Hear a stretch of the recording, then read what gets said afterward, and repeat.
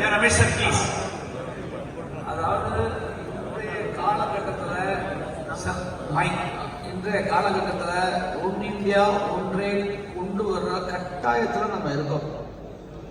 ஏன்னா இது இப்போ நம்ம செய்யலைன்னா நம்ம ஜுவல்லரி பிஸ்னஸ் வந்து ரொம்ப வேனிஷ் ஆகிடும்.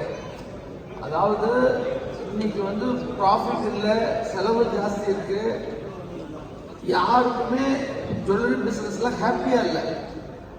அது அது வந்து நல்லாவே தெரியுது.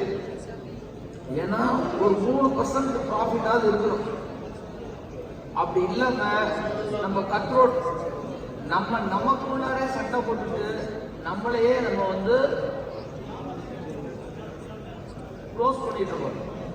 ஸோ இன்னுமே ஒன் இந்தியா ஒன் ரேட் கொண்டு வந்து ஒரு ரீசனபிள் இதில் வச்சு வியாபாரம் பண்ணோம்னா எல்லாருமே நல்லா இருக்கலாம், எல்லாருமே ஹாப்பியாக இருக்கலாம், எல்லாருமே வளரலாம். அப்படி இல்லை அப்படின்னு சொன்னால் நமக்குள்ளாரே சண்டை போட்டு நம்ம நினைக்கிறோம் கார்பரேட் சொல்லி இந்தியன் கவர்மெண்ட்டே நமக்கு வந்து ETF கொண்டு வந்தாங்க. ஏற்கனவே கொண்டு வந்து முதல்ல அவங்க இன்ட்ரடியூஸ் பண்ணதுக்கு இப்போ சேல்ஸ் எவ்வளோ கூடி இருக்குன்னு பாருங்க. நம்மெல்லாம் சேல்ஸ் குறைஞ்சிட்டு இருக்கு. இந்தியன் கவர்மெண்ட்டே ETF கொண்டு வந்து வியாபாரம் பண்ணுது. ஸோ கோல்டு பிஸ்னஸ் வந்து அவங்களே நிறைய எடுத்துட்டு போயிடுறாங்க.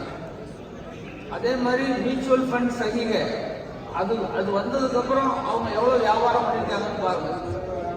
ஸோ நம்ம வியாபாரத்தில் 2 ரிக்வஸ்ட் நான் வைக்கிறேன். ஒன்று செல்லிங் ப்ரைஸ். மற்ற எந்த வியாபாரத்துலையுமே பையன் கிடையாது.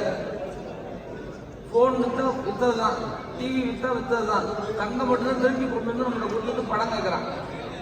ஸோ செல்லிங் ப்ரைஸும் ஃபிக்ஸ் பண்ணணும், பையிங் ப்ரைஸும் ஃபிக்ஸ் பண்ணணும் ப்ளீஸ்.